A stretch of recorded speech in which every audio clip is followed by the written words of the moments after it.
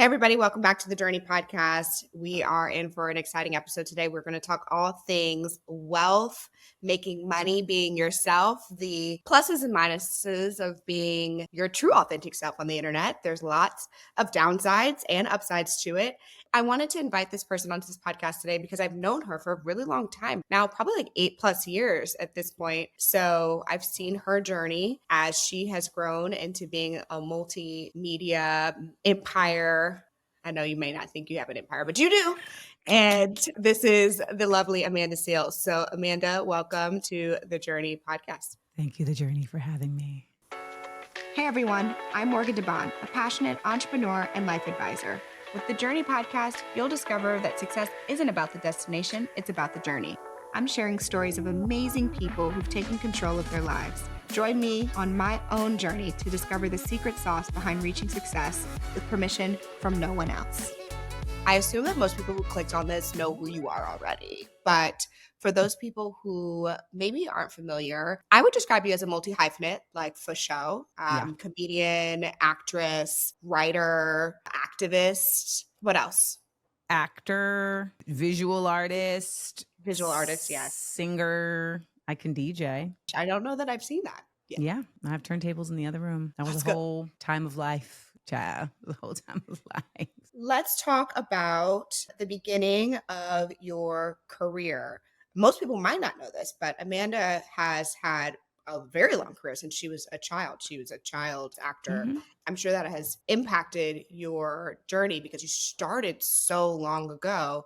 Tell me a little bit about how you got started in the industry, and then we can kind of move through your story from there. It was actually very random. My mom woke me up one morning and just was saying that there was some Disney audition and did I want to go? And I was like, no. And she's like, oh, come on. And I was like, you just want me to go for you. I don't even know where I got that from because my mom's not a momager in that way. But nonetheless, I went and I made it. I was one of 12 kids that were cast to dance in front of the castle over Christmas, 3 shows a day for 3 weeks. I was 8. On Christmas as well. I mean, it was a jobby job, okay? Because then it was 3 weeks of rehearsal before that. So yeah, it was very real. And we were performing with adults. So very quickly, I was put in a professional setting where I was expected to behave professionally. Like there was no rabble rousing and roughhousing. Like, no, you sit in the studio and while the adults are rehearsing, you wait, stop talking, So early on, I was expected to carry myself in a professional manner, in a professional setting. And then the kids there, a lot of them had already been involved in the entertainment industry. And so just by my mom talking to their parents and stuff, I ended up getting headshots and then I got an agent and then things just snowballed from there. You brought up the fact that there was an expectation that you basically were like a composed human being, even though you were 8. How do you feel like that has impacted you as you were aging in this industry as a professional? I think contrary to the narrative that I'm difficult to work with or that I am somehow not liked in the industry, it's fascinating because I've remained in the industry so long because I feel from such an early age, I was taught professionalism. I was taught how to carry myself on a set. I don't think it hindered me at all because even from there, I was a gymnast. We are also expected to carry ourselves with a certain level of decorum and, I would dare say professionalism because of the nature of what we're doing. I mean, gymnastics is dangerous. So you also very quickly learn that there's no roughhousing here. We are here, we mean business. And then when I went to high school, Dr. Phillips High School in Orlando, which is the visual performing arts magnet, and our theater magnet was run as a business. I mean, our quote unquote drama club was essentially the board and we had positions. And my junior year, I was the business manager and I had to manage the money. And we had over $60,000 in our account as a high school drama club. Wow. In a public school. I'm filling out purchase orders. I'm organizing the finances for trips, et cetera. So I've always been early on in these positions of responsibility for myself.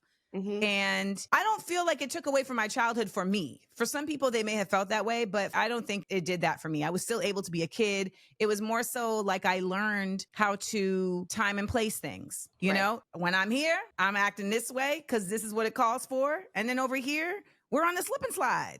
It's balance. So I feel like, to answer your question, and I've never been asked that question before, but in recent time, as I've become a lot more attentive to my autonomy, the balance of those two things has become more important than ever, of focus, focus, focus, play, play, play. Focus, focus, focus, play, play, play.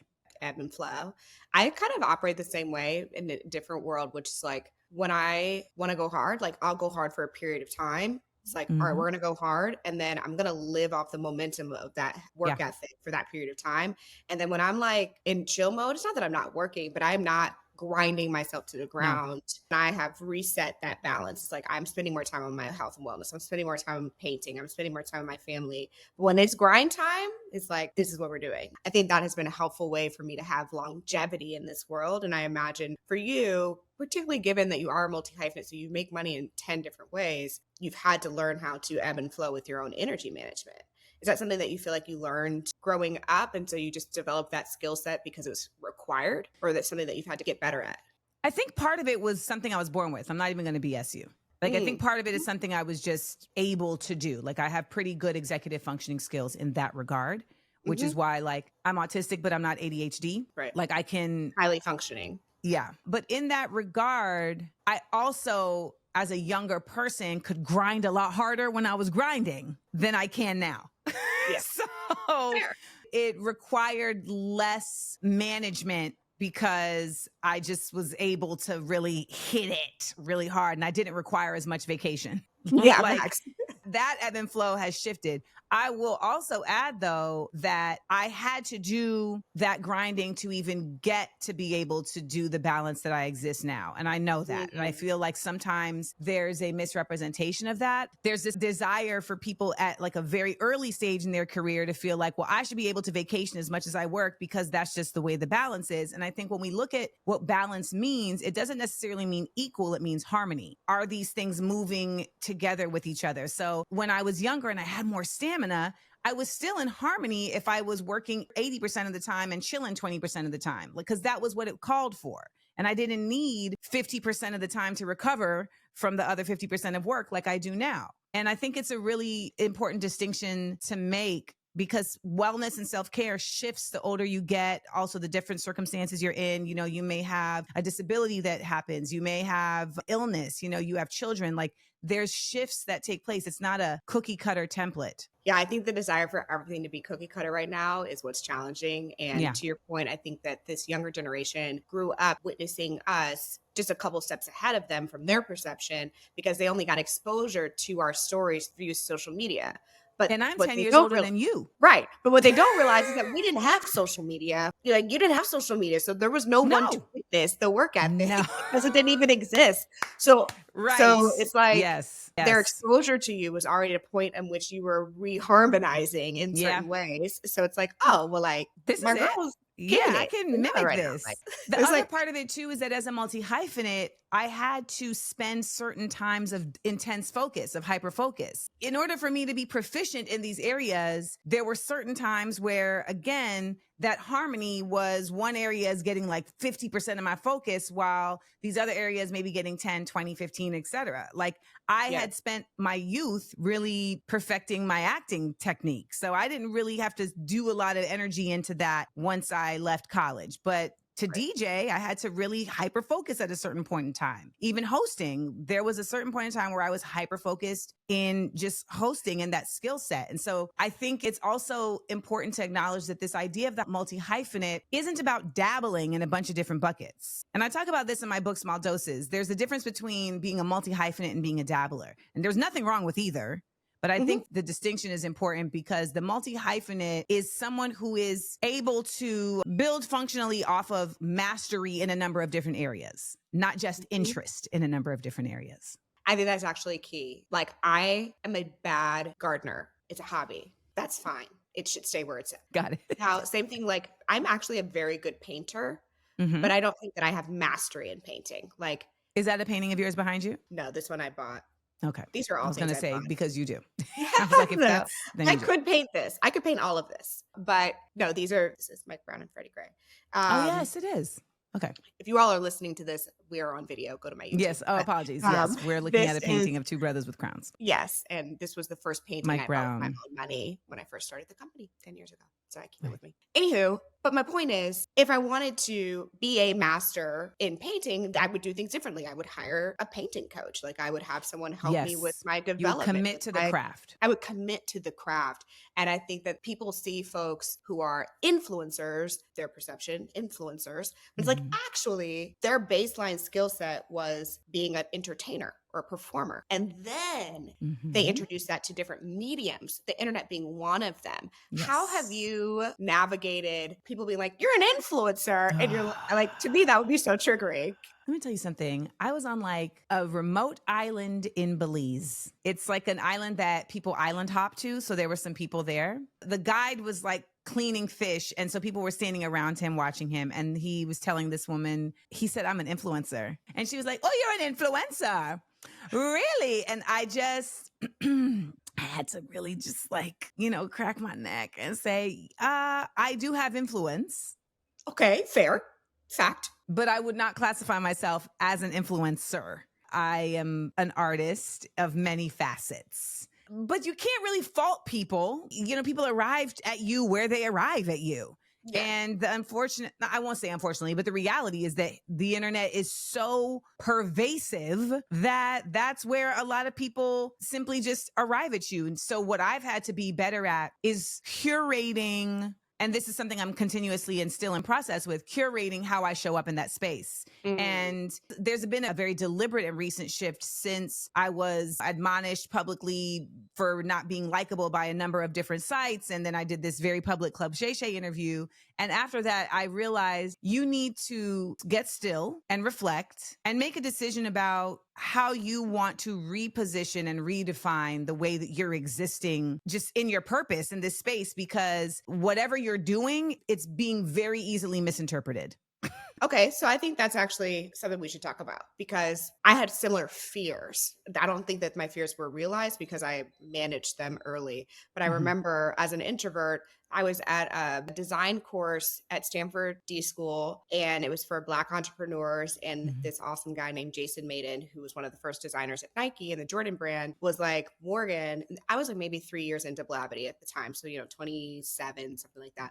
He said, Morgan, you are also a brand. You are someone who's going to need to be speaking in front of your clients, because I was very much of the mind of I'm a technologist and I'm building a platform, and therefore the platform doesn't need to have a face, because if the technology works, you don't need to know who built it. In the same way that we don't know who built Dropbox or we don't know who built Riverside. Like you don't know that person. And he was like, that's just not the case in our community. And also that's not going to be the case for you because you represent something as well as a successful CEO who's a Black woman. So you're not going to be able to hide. You're not going to be able to be in the shadows. So people will create narratives about you. And frankly, there's like, and you're pretty. I mean, he didn't say pretty because he's very respectful, but he was also saying, you're going to be unlikable. So there's narratives that are going to be created about you. You are pretty. Thank you. BG does. But if you don't manage and own your own story, it will get written for you. They will make a narrative for you. And so basically what my takeaway was, it would behoove me and my future self to start out in front, defining my story and how I want to be articulated when I'm not in the rooms now. And that's when I made the commitment and the decision to say, I am a business person and I would rather be in the business category. Than in the influencer cute girl category. Which maybe I would have made more money on the other side. But I'm actually very happy with where we are now because it gives me the freedom to be like, look, most of my brand deals are businesses. Like they are Microsoft, it's HP. I mean, these are companies. I'm a business to business person of influence.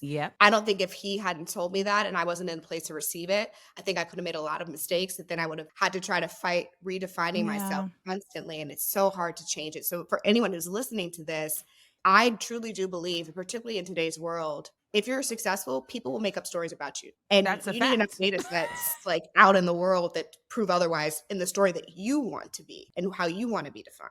So when you said earlier that we didn't have social media, like when I was coming up, there's something very legitimate to that in how I didn't get the opportunity to have that foresight because I was basically experiencing something as it was being experienced. So social media became what it became in real time for me. I didn't get to have any level of outside looking in. Right. I was here while the plane was being built and flown. And I think the other part of it too is that when you're an entertainer, particularly just in this Hollywood space, there's just this accepted expectation that you are for the taking. Hey, Your you're for story, consumption. yes, you're for consumption, not just your work. You are for consumption. Your privacy, your downfalls, your pitfalls, your highs, your children, all of that is for everyone. And social media and reality TV, like these things help to push that narrative. And then you can inadvertently also push that narrative, right? Because I'm just a very transparent person. I always say my transparency is a part of my philanthropy because so many people really do connect to me just being honest about certain things and being able to hear their experiences back to them. And so I would just take that as what it is, but then it's actually like ammunition sometimes to other people who don't have those interests and who have the goal of using that for commerce or using that for clickbait, et cetera. So I had to learn that in stages and steps. And so now I'm at this point where I say, you know, I'm divesting from celebrity. It wasn't just I'm divesting from celebrity, but it's also I am not interested in engaging in this business space in the same way. So even how you're like, I'm a business person and I engage with this space of business in this way, I had to say, I don't want to engage with Hollywood and the film and TV space in this way. Yes. And I'm making that shift. And if people are paying attention, they're like, oh, we noticed. Yes. Let's talk about the situation with Essence and some of the other publications, and then the fast follow with Club Shay Shay, which I actually was surprised that you actually did that interview, to be honest. I would assume they're kind of all connected. So for those who aren't familiar, what happened in your words? Oh, I put up a video where I just was thanking my fans saying, you know, thank y'all for really showing me that my work matters because the industry that I'm in doesn't really regard my work, even though I've poured into that space. And I named the BET Awards because I've hosted it before. I named Essence Women in Hollywood because I'm a woman in Hollywood.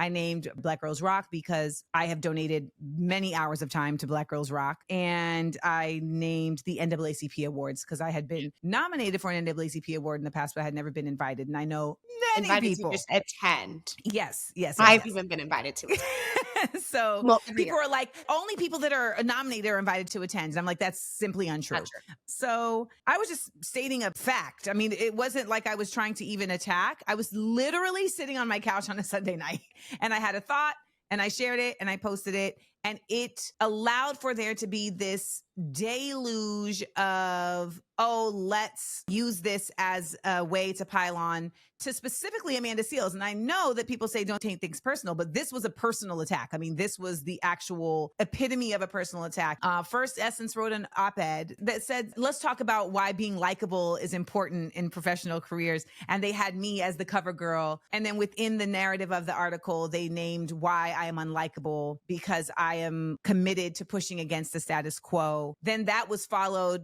by The Root, which wrote an article that was titled something like, if what everyone says about Amanda is true, maybe she's the problem. Ouch. Then there was a next article from the Griot that said, like, Amanda Seales is not a victim. It is a response of her own hubris. Then Black Enterprise wrote an article. Oh my God, it keeps going. This is one of the problems with Black media. I just have to pause for just 2 seconds. Please. This is one of the problems with Black media. And actually, because we are also understaffed and under-resourced, that sometimes original thoughts aren't actually original. So then people like pick up on the thing that's trending because we can see everybody's data. So like we know when certain articles are trending on the other sites. And so you can decide that this is a topic that's trending, I'm going to partake, or this is a topic that's trending and I'm not going to partake. And I literally remember DMing our team and said, our team has editorial control, so I can't really tell them what to do. But I did say, how are you all thinking about this story? And then luckily our editor, Trey, was like, no. And said, okay, great. Thank you. Have a good day. You know, but like it is a weakness of Black media. And I can say that as someone who runs a Black media company, that we pile on literally when things are down because it's trending and we don't want to be left out of the clicks and the impressions, but we don't necessarily think about this story, the person behind the scenes that's dealing with now all of these inputs from people that are supposed to be your ride or dies. Like, so that's what I was going to say. I mean, I think the real true downfall of Black media is that Black media's first goal should be to protect Black people and the Black community. And its first goal, as just the nature of being in a capitalist society, is commerce in many cases. I think that's just the ethos and culture of a company, right? Just to decide, like, how do these things line up? And from the conversations that I had with these companies directly and the conversations that I've had with people who work for these companies, it was made abundantly clear to me that they didn't give a single solitary fuck about how any of this was affecting me. I believe that they were encouraged by outside sources to do this, and that they were paid, or if not paid, they were told that this is a directive that needs to be taken. I don't have proof of that, but I am also not a dummy. And I have seen how certain political groups have made and weaponized their power against me in other ways. So I don't feel like this is some like oddball out. It was also just fascinating because I have seen people who support these political ideals echo the same exact sentiments in my comments, in my DMs, this idea of you're unlikable. Zionists actively use the same language. It's called hasbara. It's propaganda that is accepted amongst their political ideology. So whenever you see it echoed, you know that that's been like handed down. Like, this is how we're talking about this thing right now. And then you'll see everybody do it. So watching that happen in real life has been fascinating. I just was disheartened to see that being carried through by Black media spaces, some of which I have poured into as well, right? Like, I have worked with the Griot. I have worked with the Root. At the same time this was happening, someone at the Root was asking me in an active conversation about having my own column at the Root. I believe that because it's disjointed. We're all remote newsrooms. So the person Right. writing A is not necessarily connected to the person writing B. The editors and the marketers aren't the same. I will say I have never seen, and I see a lot back end, any influence from Zionists explicitly saying, write this type of thing, don't write this type of thing. And one of my co-founders is Jewish. You know, Aaron is. Yeah, but is your Black. company is owned by you. Okay, that is definitely true. Those companies are not owned by these That people is that actually are. that is a fair point. That some Black media companies are not necessarily owned by their Black employees and operators. That is fair. I did not think about that nuance there. Yeah, I don't have those kind of influences. Which is a beautiful yeah. thing. And I think that's why a lot of people can really feel safe when they're reading Blavity, right? Because it is still considered somewhat an independent news source. You're not attached to like some large mainstream corporation that has like the Wizard of Oz behind a curtain making decisions. Oh. And that's a very real thing. You're the Wizard of Oz. Yeah. That's a very real thing that a lot of people are coming to realize about where they get their news from and where they get their media from, and how like, oh wait, am I being shaped? Am I being shifted? Like, I didn't even realize that. That was a big awakening for me. So that all was media literacy. Yes. I mean, I think that's one thing that I will say is what we don't do well, which I have encouraged our team to do better at, is when there is 3 or 4 articles on something, don't just assume that everybody did their homework. Oh, because none of those articles even had quotes. They didn't even have sources. Right. Exactly. So you can't say things like nobody likes working with Amanda and not have any quotes from anyone who's worked with Amanda. That's actually, I think, is our responsibility. Like, if you're going to do a piece, and this is what our guidance has been, I've gotten many phone calls. This is just what you're describing is journalism, Morgan. Yeah. If you're going to do it, check your sources, cite your sources. Ethics. And if it's going to be a negative piece, if it's going to potentially do harm, then you better be just sure. Journalism. That's all you're describing. When Reagan passed his laws in his presidency, he basically said that you don't have to do that no more. You don't have to have sources. You don't have to be able to cite. You can really just say what you want to say. And that's when we get things like alternative facts. That's where we get Fox News, where they can literally just lie and they're not held accountable for libel. Not at all. So then moving forward, I guess I have a harder time understanding why you did the Club Shay Shay interview, to be honest, because to me, I'm like... Well, let me just stop you. I'll explain. Okay. Tell me. So the previous Club Shay Shay interviews I had seen were Monique and Kat, where they were given carte blanche to tell their side of their experience to a party that was receptive and neutral and curious. I've given curious in those interviews, sure. So there would be questions, but not doubt. Yes. I will admittedly say I didn't know anything else about Shannon Sharpe other than that and like the meme where he's shaking his head and that he stopped working with Skip Bayless because Skip Bayless was racist. Yes. Those were the pillars of what I knew. So I felt like, well, here's somebody who's being receptive to people's stories. Here's somebody who's funny. And here's somebody who acknowledges the realities of racism in this business. Okay. So this feels like it's fine. They had reached out to me, and I had mentioned wanting to go on the show, but they had reached out to me and said, we would love to have you on. We want to be a safe space for you. Okay. That was the conversation. We want to be a safe space for you. We see what's going on, and you deserve the opportunity to speak your piece as you have seen others come on the show to do. Please send us anything that you want to discuss. And so I sent them a list of very specific things that I want to address, things that I also wanted to dispel. I sent them a picture of my parents and said very specifically that I want to dispel this consistent undermining of my Blackness because I have 2 Black parents. Here they are. So I want to very specifically address that. You sent them a picture of yes. your parents. Mm-hmm. I'm speechless, bro. That's wild. It's funny, like people who want to not like me, they'll just decide they don't like me. And so no matter what I say, they're going to go with whatever. But I'm straight up. I sent them a list of what I want to address.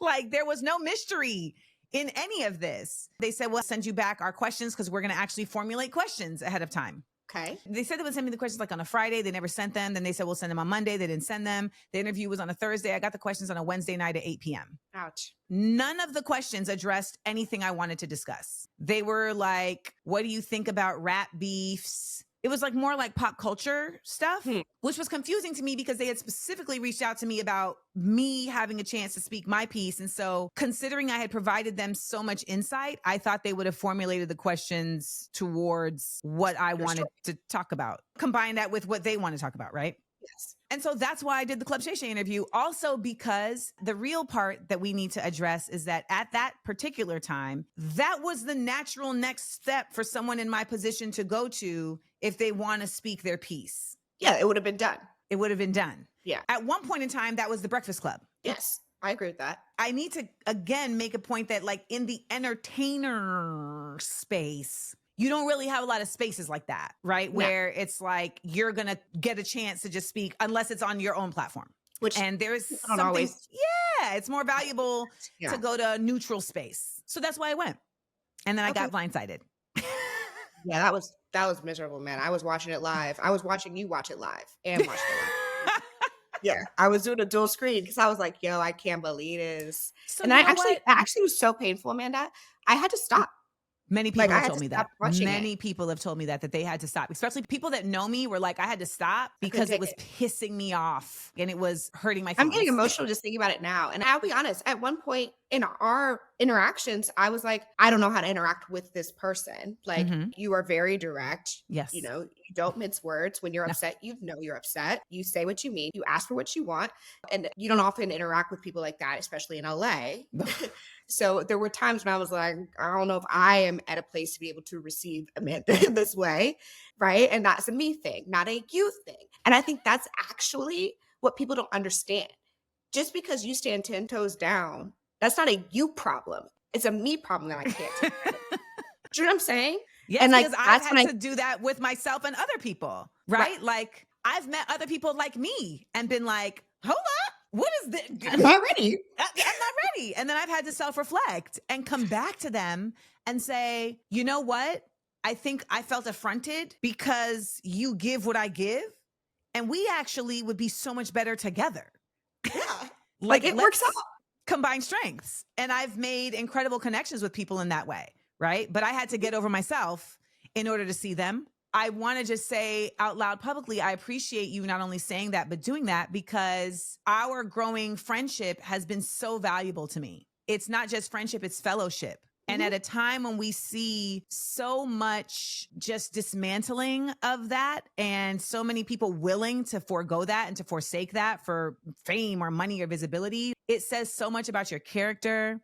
It says so much about your heart for you to not only have experienced that, but to be willing to express that publicly. And then the way that you have poured into me, like when they do my Lifetime Intimate Portrait, there will be a whole segment dedicated to Morgan. I appreciate that. You know, I like to be real low key behind the scenes. Behind the scenes. I know, but you know, I've been trying to tell people we got to get a bit more loud key with the positive I because it's also appreciate it. demonstrative. Like we're watching a time where darkness is the vibe. Like people are feeding off each other's darkness and they're like, oh, you can act like that and get away with it? Shit, let me be in my shade and let me be in my shadow work and get away with it. Yeah. Yes. So it's like the light workers, we need to be really loud with our light and not just hiding. Like I did a post about just brothers that I've dealt with, and there were so many brothers in the post who just had nothing to add. And I did a second post where I was just like, there weren't like any brothers that had anything positive. And so many brothers then commented and said, well, we heard what you said. We just didn't feel like we needed to say anything. And I'm like, at this day and age, you do, because the noise is loud. So that's why I went on Shay Shay, and it was fascinating. That was a really dark time, right? So that whole space of time was dark. Even in the midst of it, I had a voice in the back of my head that was like, this is necessary. It's still like, yeah, I know, but okay.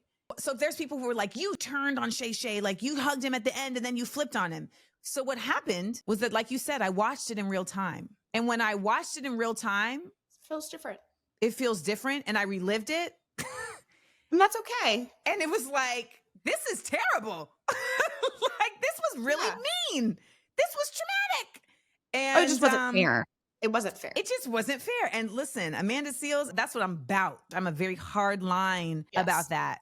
So what happened after that, though, was really incredible because there were 2 days of just terribleness where the internets were just going for it. And then there was like a moment of light when the people who actually have to work and so like maybe didn't get a chance to watch it, like they got to see it and they were like, oh, like this is dope.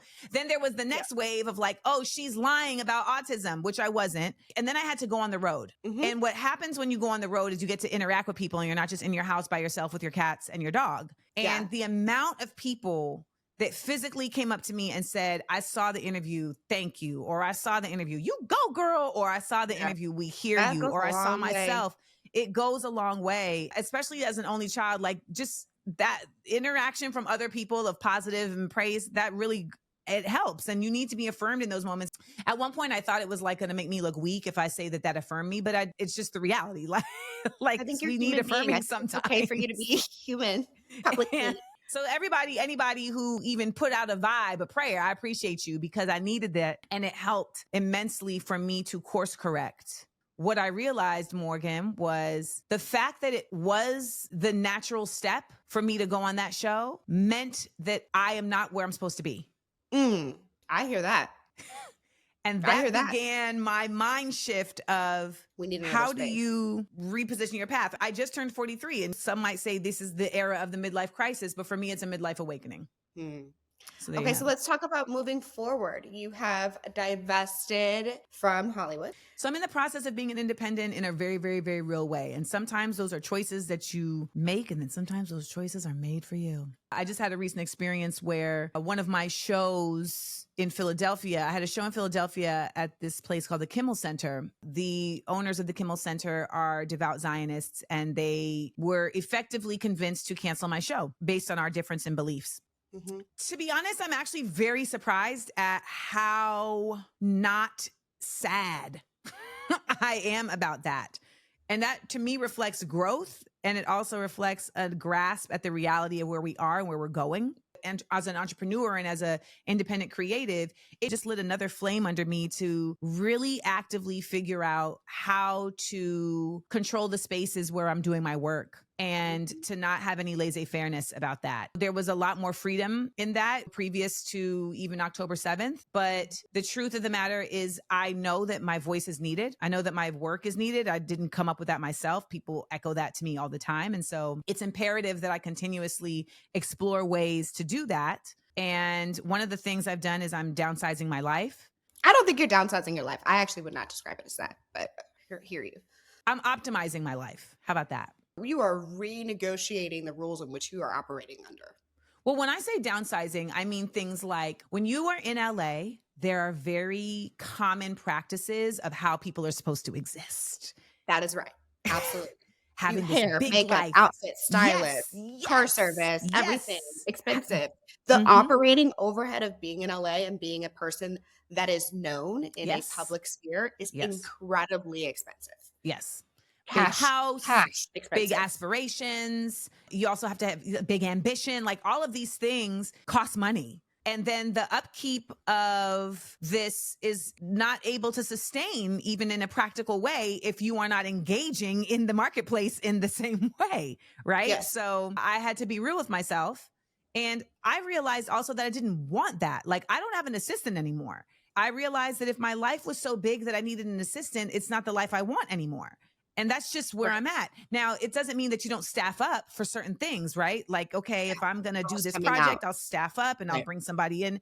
That makes sense. But there's been so much of this trajectory presented to me that I have to live a certain way to matter and to be relevant in this atmosphere. And I ate it up.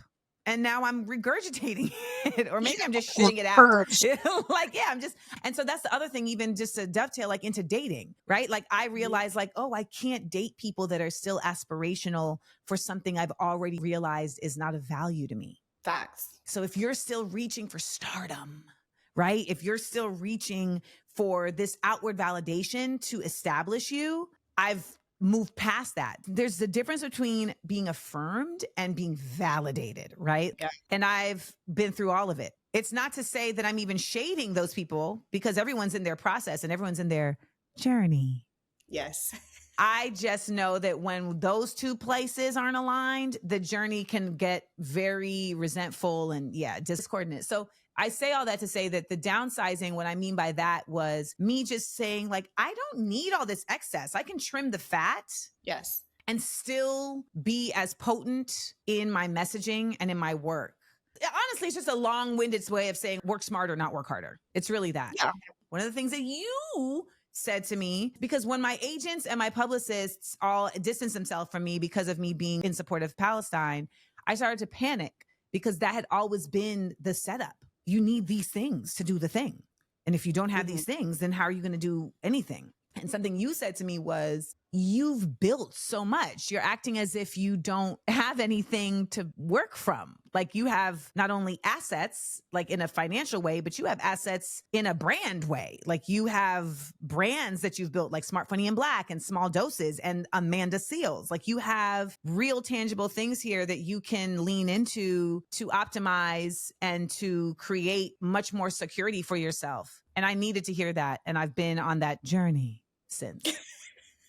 I'm happy and proud of you. I know it's not always easy, especially because, we were sitting in your house and you know me, I'm like a tech business girl. So I'm like, what are you talking about, Amanda? What are you talking about? You got these assets over here. You got these assets over here. Like, I mean, you taught me how to make my money work for me. Like I always thought of that as just like a fancy phrase, but you changed my life in one afternoon. And let me just say to y'all, that is the mark of curating your circle. And we don't do enough of that. We kind of just accept whoever is in our circle as like whatever. And as I have become older, I've become a lot more mindful of that. I had a lot of people that have been cleared out post October 7th and post Shay Shay. Oof. Yeah, people who their response to that was not to protect me. Their response to that was not to hear me, to see me. And I said to myself, this is not what I want for my space.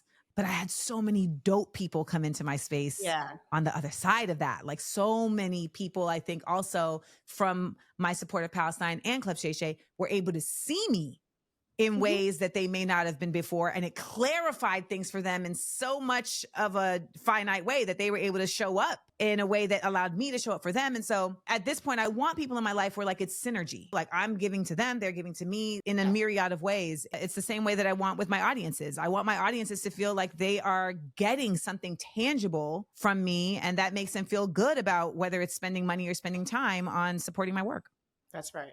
So in terms of where you're going, which platforms are you spending more time on? What are you redefining from a Amanda Seals brand, Small Doses brand? I mean, you have multiple podcasts as well, your other podcast show. What are you thinking?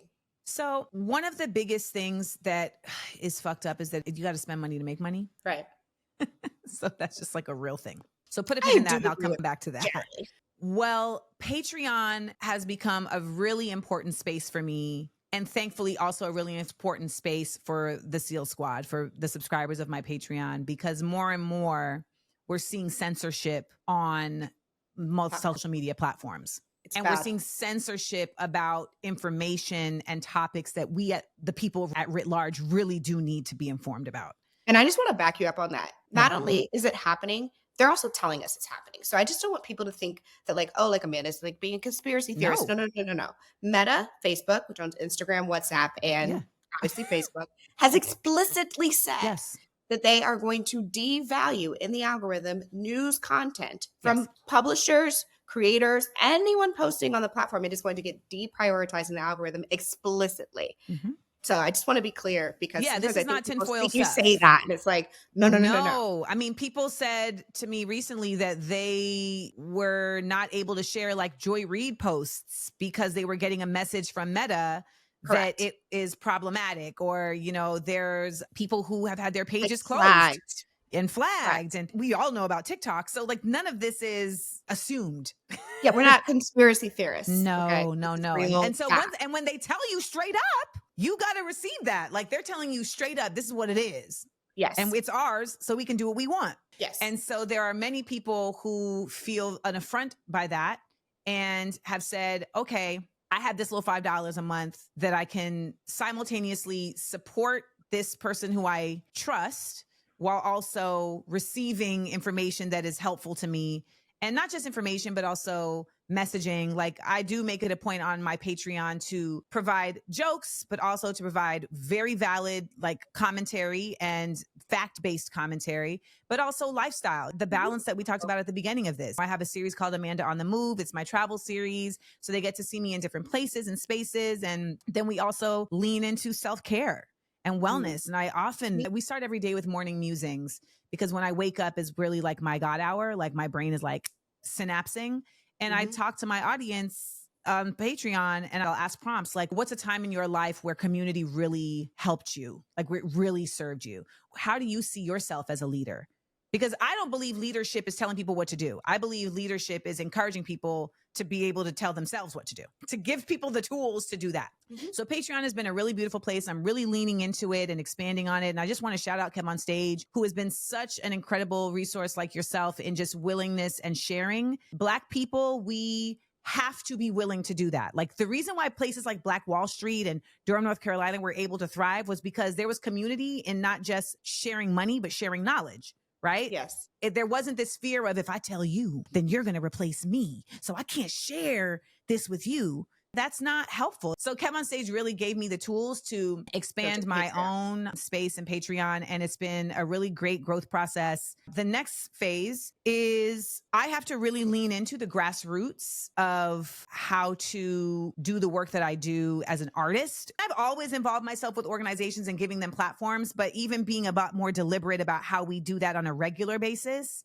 And I have content that I'm working on creating that does that as well. You are a media company. I don't know that you identify with that, but you are a media company. I don't think I do identify with that. I mean, I think I'm a Mia company. Like I'm just like me over here doing shit. I feel that. But in what you just said, like you're expanding from a one-to-one relationship to like platform where you're going to have other voices that you're going to provide a platform for based off of the audience that you have. That is what a media company does. Yeah. I mean, the voices are organizations. They're not reporters, but like. Right. My mother is from Grenada. I spent a lot of time in Is Grenada. Is your mother white though? No, I'm kidding. I'm kidding. That's true. I'm not funny. I'm not funny. I should say it. But in Grenada, you're on an island. So it's like, ain't nobody coming to save us but us. So community is all you know. Like that's literally all you know. If I don't have this thing, I'm going to have to walk up the road and see if they have this thing so that I can do the thing. Like if I don't have sugar, I'm going to go next door. We used to work like that, but we have very effectively been disbanded. And I'm trying to do my part to challenge that because we're going to need to, because we see the effort that is being made to shift this country in very deleterious ways, where if you are simply not a white man or not in support of white men, you will struggle. Like that's what's happening. And whatever version of that is, it's going to happen. So for me, that's one thing, like Patreon. People will be on my head about Instagram. I'm like, Instagram is free. Like I literally come on here for free and do this. Like, so don't tell me shit. I come on here for free to do this. At least on TikTok, you can get paid, and on YouTube, you can get paid. Yeah. And YouTube just didn't work for me. It just was requiring so much effort to get 225 cents. So I had to let it go. We have Small Doses Podcast, which I've been doing for 7 years now. And we're over there at Radio One. Once I figured out how to do small doses, so we record like for 3 weeks and we'll take 3 months off. Then we'll record for 3 weeks and take 3 months. That's what has saved me, because doing it every week was killing me. It's hard. And it's allowed me to really like hyper focus. And this is why my autism diagnosis has been super duper helpful for me, because it's also helped me to not just serve myself in wellness, but help me to work better. Like I do better in hyper focus than calm, hyper focus than calm. I did not necessarily know that that was like a real thing. It actualized it for me. So then I've been able to refine that, and it's made me happier. Exactly. Well, I mean, our system is like work 9 to 5 and then you stop working, you know, and it's like, but no, nobody actually works that way. No. And I think you have to learn how you work and how your brain works to be able to work effectively. And you don't even get the opportunity to do that within a system that is very defined on just a templatized ethos that doesn't serve the people. It serves whatever CEO. The other thing is I want to do more digital things like master classes and leaning into the educator that I really am in my heart. Right? Like I am an artist, but I'm also an educator in my heart. And so bringing those two worlds together. And that's why I changed my title. I don't consider myself just a comedian or an actress. I'm an artistic intellectual who uses comedy to edutain. That is my official title. That is how I exist in the world. And I hope that in me demonstrating how to do this, I create a whole new funnel of an option for people to choose for their career. It's not like I'm like the first person to do this, but I don't know anyone else who's ever named it, like existed in it as like a heading with a description. And I want that to be an option for other people. And I think for multi-hyphenates, we need that type of labeling, because so often people just look at us and say, well, you do a whole lot of things. So it's kind of like you do nothing. I became a comedian because people kept telling me I don't do anything. And I needed to find something that I could do that would house everything that I do in a way that made sense for people. And so it was like, oh, well, if you're a comedian, then it makes sense that you host. It makes sense that you write. It makes sense that you sing or whatever. You just have to be a good comedian. And it turned out I was a good comedian, so it worked out. But I didn't become a comedian because I was like dying to tell jokes. It was because it was like a necessary lever that I had to pull to be able to exist as a multi-hyphenate. And maybe that was true at that time, but it's certainly not true It's anymore. not. Right. It's not. You know, anymore. I think that's awesome that you've been able to give your brain the space to say, whatever served me that got me through that identity is fine. And I am entering a new phase, and this is where I'm going now. And there are new tools, there are new resources, there are new people and examples that I can leverage.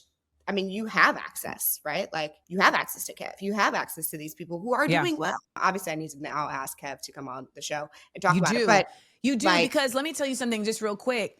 What Kev on Stage has done so brilliantly is he has identified who he is. Yeah, he's very clear. His brand. He's got a good team, his wife, his family. I mean, Laughing works with Kev. We did a brand campaign with him and OnStar. And I remember signing that check and saying, God damn, this is a good chat. You know? And I was like, I'm happy it's going to you, because it's a production company. Like they produce their own content, not just be the talent in their content. Which is something I'm now doing in a real way too, which I did last year with my documentary, In Amanda We Trust. I completely funded that and produced it, wrote it, starred in it, and it is available on my Patreon for purchase, or you can actually subscribe to the In Amanda We Trust tier on Patreon, which gives you unlimited access to that, but also you get a heightened level of content on the Patreon. This year, I am going to be producing my one-woman show, What Would the Ancestors Say? And What Would the Ancestors Say is going to be premiering as a live stream at Kev on Stage Studios on November 2nd. Tickets will be available for in-person as well as for the live stream. And then I plan to tour it next year. But this is really a culmination of, you've been seeing me on the road and putting those ideas together, but then also combining the historical knowledge that is needed, but also really wanting to pour into us as just people before this election, before this big turning point, and pouring into me. You know, I made a decision that I needed to do something that really serves my artistry. A lot of people who think I'm an influencer really don't know that I'm a full-fledged thespian. I really am a performer. Like that's where my heart lives. And I just haven't gotten to do that at the expansive way that I want to. And so this is going to give me the opportunity to do it. And I'm just really looking forward to bringing this to you guys. It feels like something that came through me, not just something that came to me. Well, I'm excited to support you in this new era for you. And yeah, I'm happy for you. I know it hasn't been easy, but I think that you are in a place where the transformation will follow the momentum that you're building for yourself. And I hope that people who listen to this episode can feel a little freer for themselves as well. And that you can redefine at any point. Yeah. And like even the ease that you're talking about, like nothing is easy, but things have become easier as I became easier on myself. Yeah. Literally, like the autism diagnosis helped me in such a great, incredible way because as I've studied and learned with my therapist, I have been able to unlock mysteries of myself that I don't think people can really understand that have caused me so much struggle and shame for so long. And I was just able to release that. And then it also allowed me to learn my functionality in a way that I could serve it. And so like living is easier. I have always had a hard time living. Living has always been difficult for me. Yeah. Always. And I have journals and diaries where I'm just struggling with just existing. And so that's why when people say whatever they want to say, like, oh, you self-diagnosed, I'm like, go fuck yourself because I released. I'm free. Yeah. Like, I feel free. I can't impart to enough people out there, like, do what you got to do for you. I continue to do that work and it's made it so much easier to receive when there's obstacles and when there are hindrances. Like this situation with the Philadelphia venue, I went to sleep. I paused, I went to sleep, I woke on it and I have a new plan. Right. And that's great. Resiliency is like a key signal of feeling free. There you go. I like that. I agree. Oh, you know what? I left out this thing about spending money to make money. This is the last thing that's important. I realized that I had to hire a real digital marketing company. Well, if you're going to be independent, something I want you to really understand is that maybe about 20% of it is what you do and 80% of it is people knowing what you do. And it's a sucky ratio, but it's really the truth. And I've learned that in a myriad of hard ways. You need a machine behind you. The beauty of it is being able to define and determine for yourself what that machine is. Yes. And that's where I'm at. And so we're going to see how that works. But that was an epiphany that I had to arrive at and that I had to bite the bullet on. And that we're moving into that next phase. And so you will be able to get my tickets for my last 4 shows on the Unlikable Tour. It's called the Unlikable Tour? Yes. I realized that. Jesus. The Unlikable Tour. It will be in New York at the Palladium Theater on August 23rd. We'll be in Los Angeles at the Novo on August 29th. We'll be in Atlanta on September 13th at Center Stage, and we'll be in DC at the Lincoln Theater on September 14th. And you can go to amandaseals.com and get those tickets and show your love and support. You can also support me by subscribing to Patreon. And you can also support by just like sharing my content. And also the Amanda Seales Show is my syndicated radio show. If you're looking for somewhere to kind of get the day's worth of news and politics and pop culture and lifestyle, it's a great place for that. And it's available wherever you get your podcasts. We are syndicated in a number of cities, but thankfully we're also available wherever you get your podcasts. So the Amanda Seales Show is my baby, and Small Doses Podcast is also available wherever you get your podcasts. So good. Well, Amanda, thank you for spending some time with me today and with the Journey listeners. I'm grateful for you. You have taught me a lot. I've learned a lot from you. I'm excited to continue to support you on your journey. Same. Appreciate you, Morgs. Bye. Thanks for listening to the Journey podcast. If you enjoyed this episode, make sure you leave a review and head to our Instagram and YouTube to leave a comment. I look forward to hearing how this podcast has made an impact on your own journey.